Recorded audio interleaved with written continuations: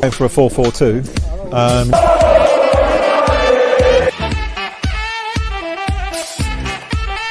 He didn't know what was going on in the room. Elias managed to refrain from swearing.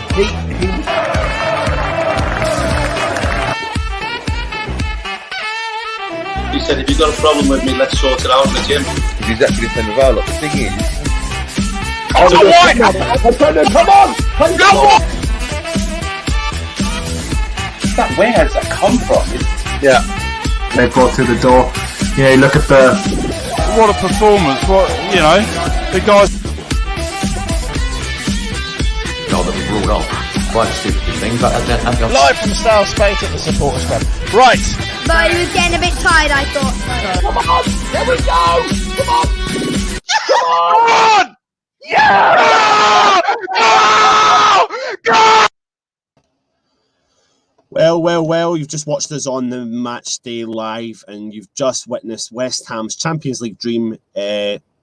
And I'm gutted still. I know Europe is still on, but I still was one of those fans that believed. I believed that we had a chance. I believe we had an option potentially to go ahead and get the Champions League. Anyway, we've drew against a bogey team in the Premier League.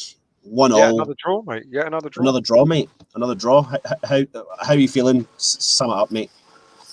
You know, I don't know what's happened to West Ham United. I don't want to be critical of the team because we've been brilliant this season. And like I said a few weeks ago, if we were something like if we were sitting in 9th place now, chasing a European position, we'd be going, another point gets us there, another point. But I think because of where we were, you know, within touching distance of Champions League, and now we're relying on other teams to stay in a European competition, it feels, psychologically, it feels very, very different.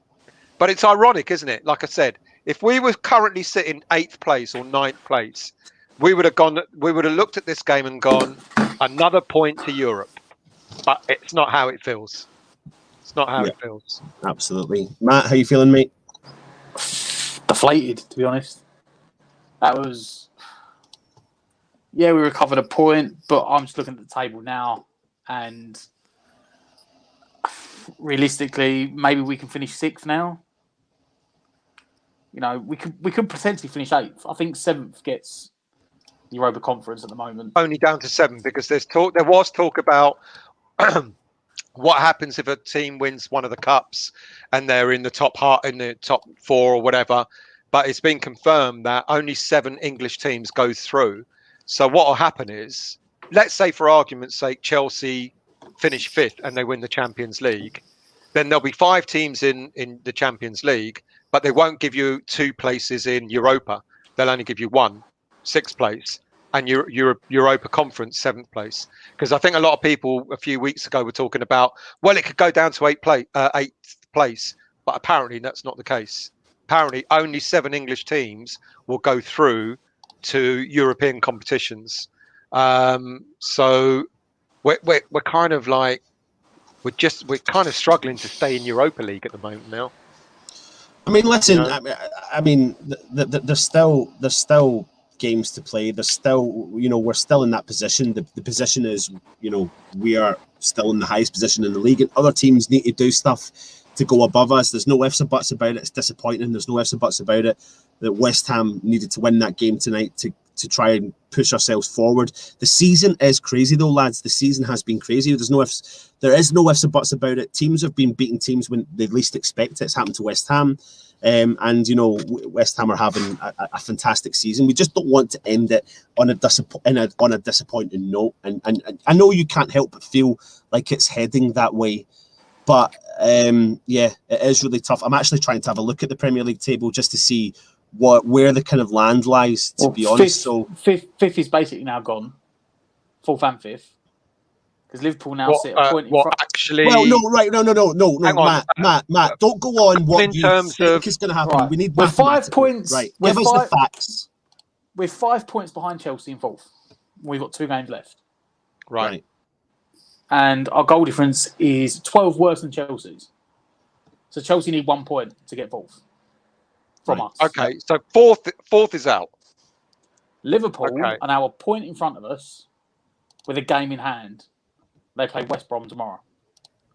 And they've West got Brom could pull it off. They've got 10. Their goal difference is 10 plus on ours. So even if we say, for argument's sake, that West Brom get a point tomorrow, that put Liverpool 2 points in front with 2 games to go with a superior goal difference. Tottenham are 3 points behind us. They play Wolves tomorrow. If they win, it is at home. They're playing at home, Tottenham. Tottenham win that, they go above us on goal difference because their goal difference is 10 better than ours. Everton have got a game in hand. Everton are playing Sheffield United tomorrow. If Everton win,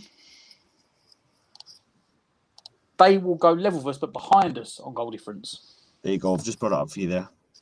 So potentially you could be looking at, by the end of play tomorrow, we could be sitting 7th on goal difference with Everton. Or the positive spin on it is we could be sitting 6th with in our current position and still looking at Chelsea. Well, you know what? I'm positive. I'm positive that I think Wolves will get something off Tottenham tomorrow because Tottenham even recently haven't been great. Mason's really not done much with them. I could see Wolves getting something, especially playing away from home where the pressure's off them and they're not expected to go forward. But I can't see Liverpool getting anything but 3 points against West Brom. It's given all the teams around us hope, hasn't it? Can't see Everton get anything less than 3 points against Sheffield United. They've only won once since the new manager come in.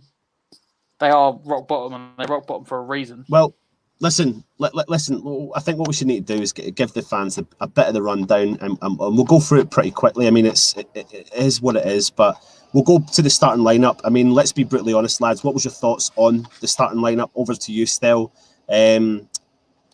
I'll put it up for everyone to see. I think we expected that lineup. We all thought that Ben Rama wouldn't start because that's the way it goes at the moment. We all thought that Bowen would come back into the team. It wasn't a surprise. We've been hearing rumours for weeks. I think the telling point was when Moyes said, when he was asked about Declan, and he said, well, he's as close or as far, whatever the comment was. He's no different to Ogbonna and Creswell. He mentioned a couple of other players that were out injured. And we knew Ogbonna was on the bench last week. We knew Creswell only had a dead leg. So we thought, well, we know Declan's starting. We know Creswell's starting. We know Ogbonna's starting. So it wasn't really a surprising lineup, to be honest. We knew Ben Rama would be dropped, because of the performance he put in last week. But hasn't he done himself well by scoring that goal? Yeah, he has. And do you know what? I'm going to put my kind of two pennies in. I mean, I said it on the preview last night. I was quite disappointed that Ben Rama didn't start because I felt like this is the game that he needed to be playing in. And I think that was completely right. I think this was the game that missed his ball playing ability, his creativity. And like you said, Still, he came on the park and he lightened it all up and he kind of gave us that rocket up the backside that we needed to get forward. He was creative. He was nutmegging players. He was finding himself in the right space at the right time. He was lively. Crossed the ball into the box, and of course, he got himself with that fantastic goal. But Brighton's side, I mean, listen, they were missing plenty of players for the game. I'm not going to lie to you. I mean, I was struggling with half of the players, but we know that they're a resilient team. We know they don't concede goals. We know that they struggle in the final third. And as we go into the game, I was kind of proven right with that. They didn't really get going in the first half really at all. It was all West Ham. But Basoma was going in deep and hard on Lingard. He'd done 2 bad tackles, picked up a yellow card. But it took West Ham about 40 minutes still to register a goal and shot. So what was your kind of summarisation of the first half, mate? You've got to give the opposition credit where credit's due. They defended really well. They were really hard to break down. And they would, and as I said in the game, I think in the latter parts of the game, what they did was Sorry, lads, that's my fault. What they did was basically what Everton did to us and what Chelsea did to us. You know, they kind of played our game. We're more accustomed to sitting back and hitting on the break. Brighton did just that, and they actually did it really well. And you know what? They dictated they dictated the play. They dictated the speed of the game, and it suited them. And they did to us what Everton did, where they got one break, and it was a great goal. And of all the players, the player that we all thought was 40 years of age, did the business. I mean, listen, I can take the fact that the first half. I mean, Brighton struggled in their final third, and you can see that why they've struggled this season. I mean, I know they dictated. They really came into their own in terms of their defensive mindset, in terms of dictating play in the second half. West Ham had options and were driving forward and were creating and playing a bit of nice football in that first half. We found ourselves with Fornals, who's in the first half. He does that Bergkamp turn and goes 1-on-1 with the keeper, but he just can't finish the ball. What is it, Matt, with Fornals and himself in the final third? I don't know. I don't feel like I said about Ben Rama, where he's trying too much. Is he overthinking it? Is he not just doing what's natural? It's. I said it with Benny before, and you saw the game, the goal that he took later on.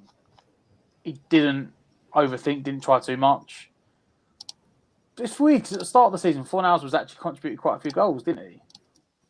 I know he got one a little while back against Wolves as well, but it just seems to be that. Is he overthinking it? Is he getting too nervous? Is he too worried about if he doesn't score?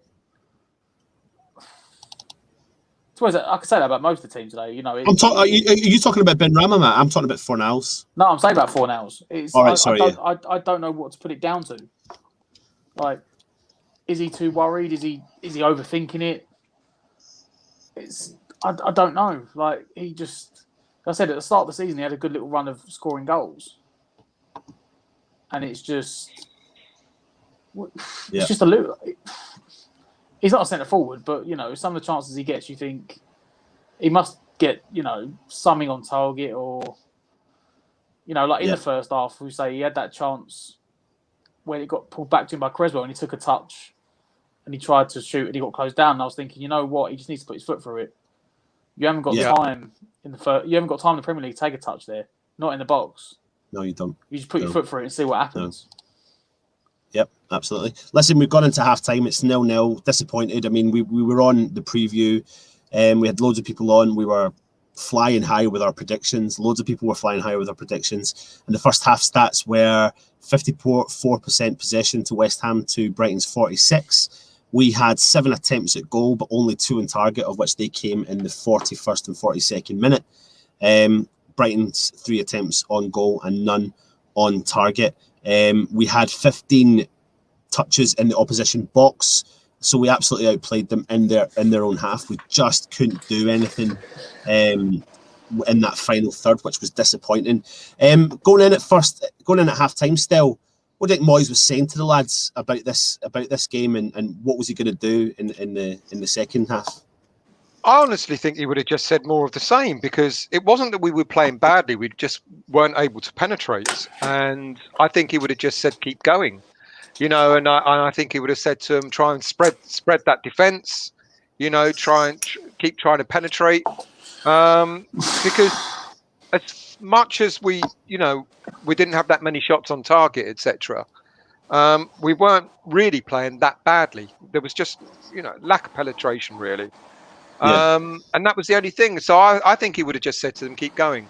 I think the one thing that we didn't see much of, but I've said it now in the last 2 or 3 games, is we had Creswell back, so he could have been knocking the ball in, which he's done before, which he's done quite regularly this season, where he knocks the ball in deep like a curling, for Antonio to pick up. But Antonio was out bloody wide again. And I kept asking the question, why is Antonio... When Antonio came back against Burnley and stayed in the 18-yard box, balls were going into him and he scored 2 goals.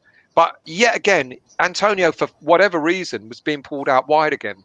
you know, and that meant even if Creswell was putting the ball in or there were crosses in, it wouldn't have gone to anyone. So we didn't have that option, maybe. And maybe that's one of the things I would have thought that Moyes would have wanted to say. But, yeah. Yep, who knows? But listen, we came out into the second half and, you know, there was a bit of intent from both teams. West Ham had a couple of chances. However, I'm going to try my best to pronounce his name. Yash, you know, in the space of a couple of minutes, came really close for Brighton to score a goal.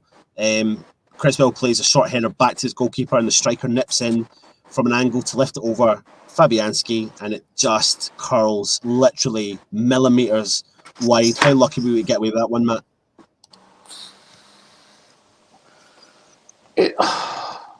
That was when we were riding the luck at top. I was ever riding the luck, but we pushed so much up the pitch when they countered, much like Everton last week.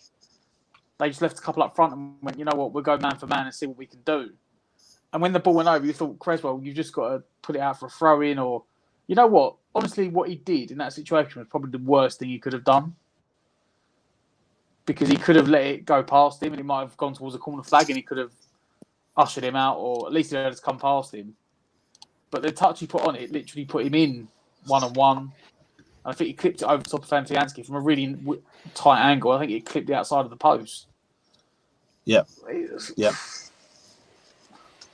I mean, listen, Brighton came into the game and welcome Nigel to the show. Of course, we didn't get your prediction. Unfortunately, we wish we did, and we wish we got all of our predictions. But you know, we came out of the game with a draw. But we're just going through the game. We'll come on to kind of deeper thoughts in a minute.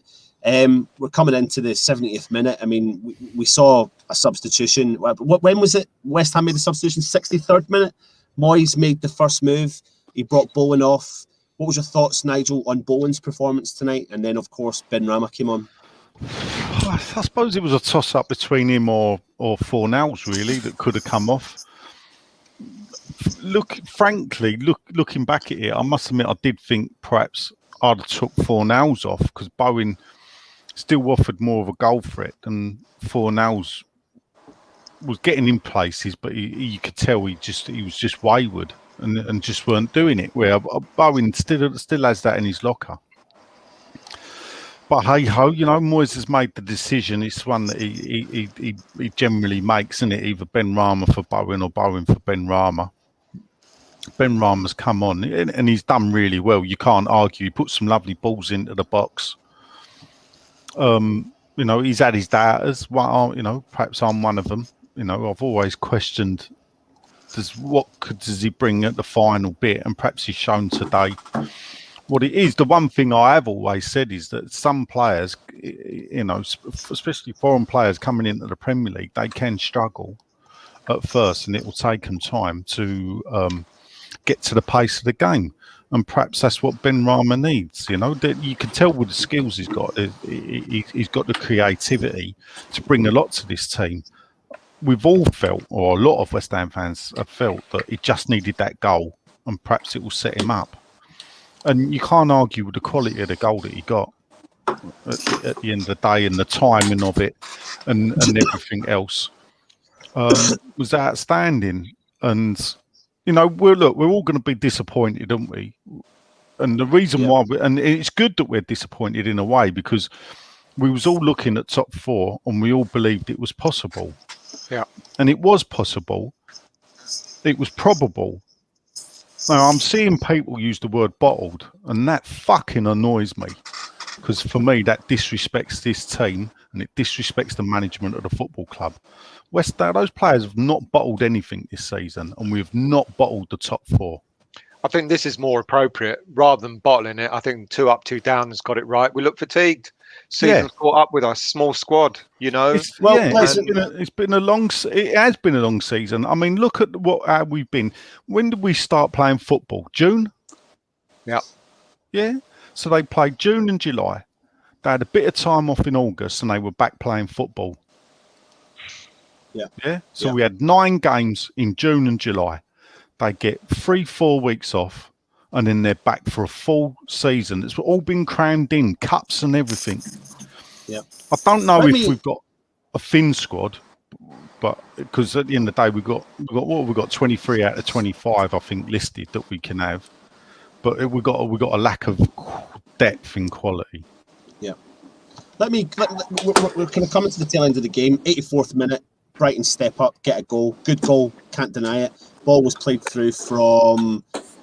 I don't actually know who the ball was played through for, but Welbeck broke the offside trap absolutely perfectly. Came onto the edge of the box. Fabianski rushed out, and Welbeck chipped the ball over the top. What was your thoughts on the goal, Matt? Anyone to blame? And what was your thoughts in the 5 minutes to go, mate? Oh, I don't know. The goal was a bit of a blur. We were attacking, and all of a sudden, they were sort of driving at our back line from us having it ball on the wing. Like I said, Welbeck perfectly timed it, broke the offside trap. You could try and moan at Fabianski, but at the end of the day, if he stays on his line, the guy scores. So he's got to try and come out and make Welbeck panic. But it was really well taken at that point. I think we all said it. This was it, done, game over. Yep. And then, listen, a couple of minutes later, Benrahma, as Nigel's discussed there, comes up with a fantastic goal. I think he creates it himself, and the ball gets kind of played into the middle of the park, and Fornals tries to go for a header. The Brighton defender heads the ball out into the path of Benrahma on the edge of the box, and he curls the ball into the net. Still, good lifeline for West Ham, but too little, too late. Brilliant, and what a time for Benrahma to break his duck. It was so composed, given how we've been saying over the past couple of months or so that Benrahma has been trying to do too much, he's trying too hard, if there's ever such a thing. For him to actually at that time of the game, for him to take that ball and curl it the way he did was superb. We've been saying it. Hopefully, the minute he gets his first goal, that will be the catalyst for him to sort of go on. And that might have just won him his place back in the starting 11 for the next game. And it might be the sort of thing that'll make him go, now I'm going to show you what I can really do. And I bet you, if he does start against West Brom, he'll take it by the scruff of the neck and show what he's made of. And great for him, great for West Ham, and great for him. Because it is frustrating when we kind of, it has been a great season. And I think Nigel's right. I think people that say we bottle it don't really know much about football, to be honest with you. It's just been a long season. So we need players like Benrahma, who probably hasn't played as many minutes as others, to actually, come to the fore now. And you might even see a few other changes. Nigel, talk to me about the referee and VAR. I mean, literally, just after Brighton, West Ham. Don't say a word, Nigel. just after Benrahma scores his goal, West Ham go on the attack, and the ball, I mean, it hits the player's hand. It's the second time in the game the ball has hit the player's hand. Matt, you made the judgment that it was the player's hand that was close to his body, that the ball, that's how he hit, that's where it was. But, the referee decided they wasn't going to check it. VAR decided they weren't going to check it. And obviously West Ham weren't awarded. VAR checked it. Apparently they checked it. Yeah. They checked it. Sorry, yes, they did. But they didn't see enough evidence to warrant the decision. I've seen penalties given for that this season. Yeah, I mean, we got one replay of it, and his arm looked behind him, but it did look away from him. Yeah. So the ball had passed him when it hit his hand for me. It's because his hand, a lot of players, the new thing with the players is, a lot of people can't see what I'm doing, is they tuck their arms behind their back now, don't they, obviously. But it don't look like his hand was tucked behind his back. His hand was back behind him. It was sort of gone past him, and then it hit his hand. I mean, I don't know. I'm not up with the rules. The old rule used to be it had to be deliberate handball. Was that deliberate handball? Well, no, it weren't. Was his hand in an unnatural position? You probably 50-50. Yeah, I think it would. That, for me, is as we said, we have seen them given, but you don't know if there's been a new directive that's gone out and said stop giving silly penalties. Yeah, that's that's where the whole problem, I suppose, stems from, is the inconsistencies and just the whole, like you said, the directive changes week in and week out, month in and month out. Anyway, we've ended the game. It's 1 each, and yeah, I mean, I think we're disappointed because we all expected, when you listen to our predictions, we all expected more from the game, and we've ended up with the draw. And as Matt said, it puts us in 6th position, and it's it's still to play for. And I see your name, Keeping the Faith, Nigel. Let everyone know why you're keeping the faith. Look, we got 2 games left, and at the end of the day, if we're going to win one game, I really want it to be against West Brom. Just shove it down that man's throat, so we can wave him off out of the Premier League and hope he never comes back. Someone asked me the other day, did I dislike him like this before he came West Ham manager? And the answer was yes, I did. When he was at Blackburn, I christened him the Darth Vader of football for the tactics Blackburn used. He invented the backing into the goalkeeper. He had players like El Hadj Diouf playing at Blackburn, and he had at Bolton as well. Disgusting, horrible players. Yeah, he was. Yeah, nasty players. Yeah, and that's Sam Allardyce to a T. So while I keep the faith, is Europa Cup football is still an outstanding achievement. I keep saying it. We were 65 or 4 points behind Liverpool last season. Yeah, we're 2 now. Now, yes, Liverpool have not performed well, but we have done so well to be where we are, to walk into the last week of the season and to be mathematically possible of Champions League football. Yeah. Come on. I said at the start, Nigel, if we were currently in sort of 8th or 9th place and we went out and got a point tonight, we would have gone 1 more point towards Europe. Yeah.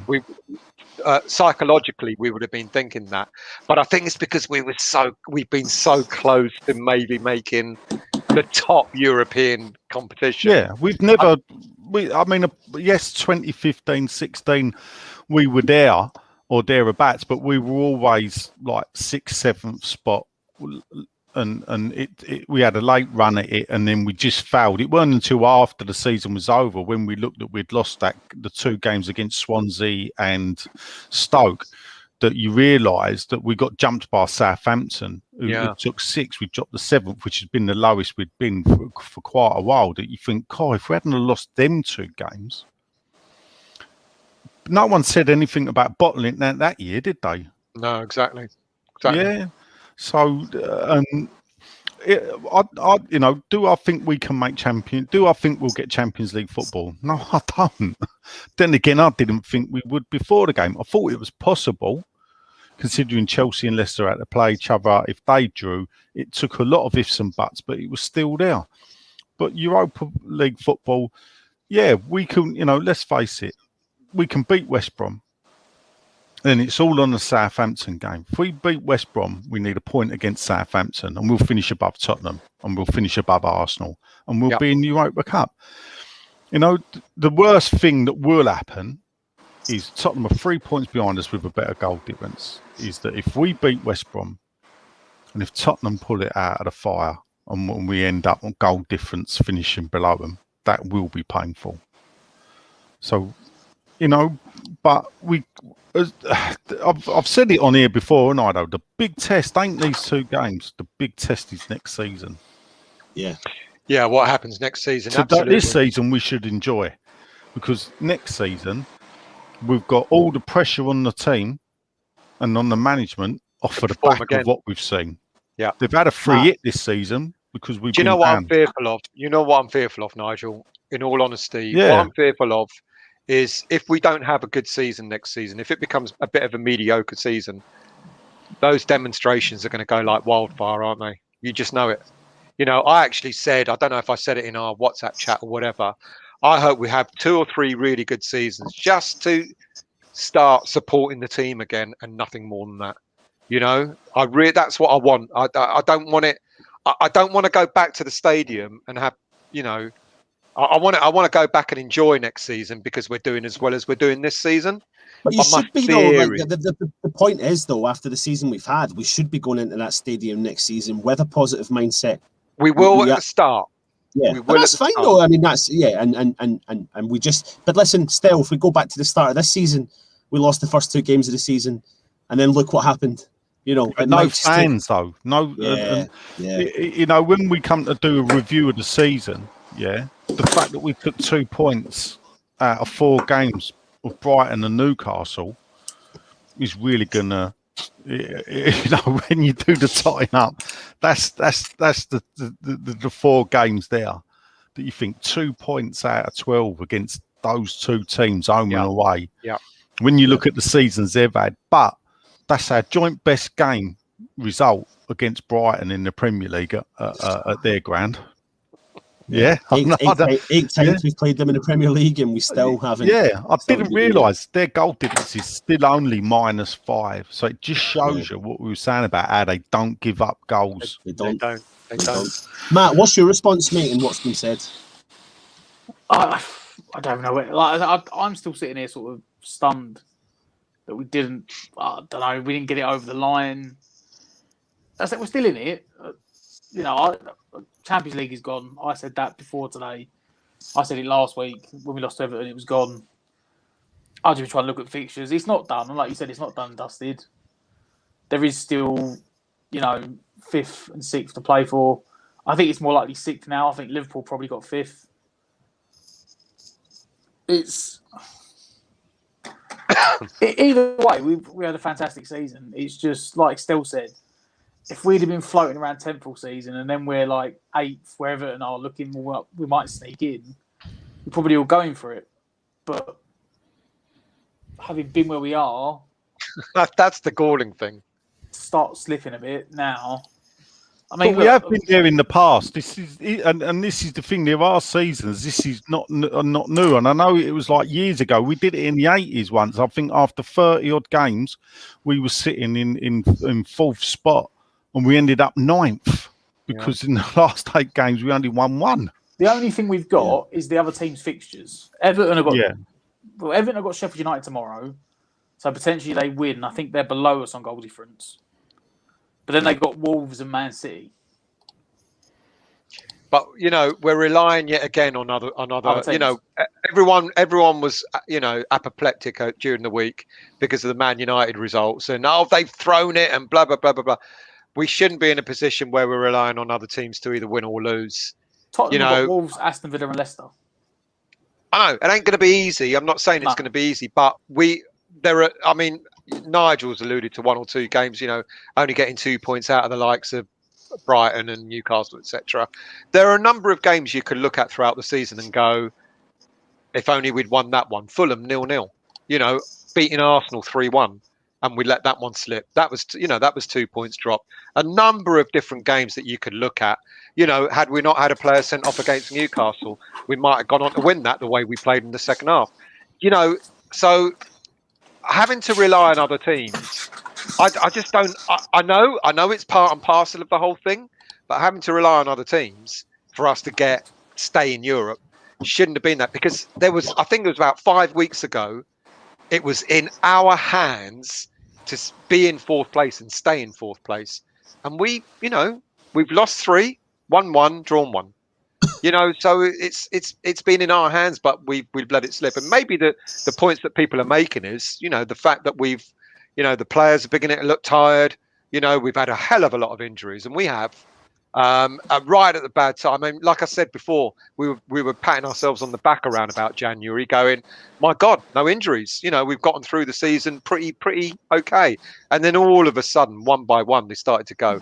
Then that means, that means, you know, that the size of the squad starts being affected. You know, but still, you say that. I will pick you up there, but the injuries turned up and the results still kept coming in. So actually, you can't at the beginning they did, mate. At the beginning they did. You can't say the injuries. We've had Antonio back for a couple of weeks. Rice is back today. True. You know? So the results are still coming. The way I say it is that when you look at the teams that we've lost against, it's only Newcastle. Actually, you would go, if at the start of the season you go lose, win, lose, win. It's only the Newcastle that we haven't beat that you think, well, why have we not done that? Because we've lost to Man United, we've lost to Arsenal, we've lost to Liverpool, we've lost to Chelsea, we've lost to Man City. yeah, and we've lost to Everton and we've lost to Newcastle. So technically, there's like 6 clubs there that generally you would expect us to struggle against. Would you say though that maybe Moyes needs to start changing his thinking for next season against these so-called big and not go out, because we've given some of these games, Man City, we actually gave them a game. We lost, but we gave them a game, and maybe in order to pick up those extra points, if we should be starting to look, if we're going to compete for Europe, we should be holding our own against these teams rather than going an awful lot more defensive. No, yeah, look, than we have. Rome weren't built in a day, though, was it? This is Moyes comes in, 6 months, keeps us up, does that. Then he gets this season that's affected by everything, the worldwide pandemic and no fans and everything else, and he's done such a wonderful job. People complain about he don't sign. Every time we lose or get a result like this, people come out and go, see, because we didn't get a striker in. Some people blame Moyes. A lot of people buy. But let's look at the 2 strikers we were linked with, We were linked with Josh King, or Madja. And how many goals have they chipped in for their 2 teams? Oh, agreed. Yeah, and then look at the player we did bring in and look what he'd done. So again, it's just people just looking for the easy thing to throw out there. I guess that's what I meant about next season. I want to bring us back to this game and one player that we spoke about beforehand. Myself and Matt, we've done the preview with the Brighton fan. Myself and Stell did, and I made a case for why Ben Rama would start this game, even though I thought Moyes wouldn't have picked him. Nigel, I'll put this one to you, and I know you've mentioned him earlier on, but I mean, is there something in why Ben Rama doesn't start the game today, or is this the sort of game that he should start because he is a ball-carrying midfielder, he's creative, he shows up against those kind of sides, the Leeds, the Burnleys, the Brightons, and Fornals, who's the hard-working midfielder who covers so much ground? Do we need that when we've got the protection of Souček and Rice? I think Moyes is a loyal manager. And I think if you look at the forward-facing players that he's picked today in Antonio, Lingard, Fornals and Bowen, these are all players that haven't let him down throughout the season and have performed very well. Bowen did well when Antonio got injured, was in the goals. Lingard, we've seen what he can do. Fornals has chipped in, but we can all say he's improved as a player and come on much better now. He's getting to the grips of the Premier League. He's looking the player that we paid good money for. Yeah. And Antonio has done everything that's been asked of him and got the goals as well. So you can only have so many players. When you think you're bringing Rice back in, so you want Rice and Souček there. So you've got to forsake one of the more forward-facing players.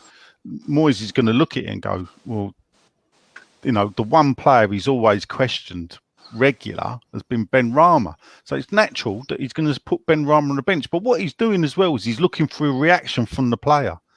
Because he's probably always in his mind thinking, right, you've got an hour, you're coming on for half hour. Come and prove me wrong. This is what good managers say to players like, go out there and prove me wrong. And in a way, Ben Rama's come on. He put some lovely balls into the box, scored a fantastic goal. And perhaps he has, set himself up to start on. And that's what people forget. We've got 3 games in a week this week as well. Mm-hmm.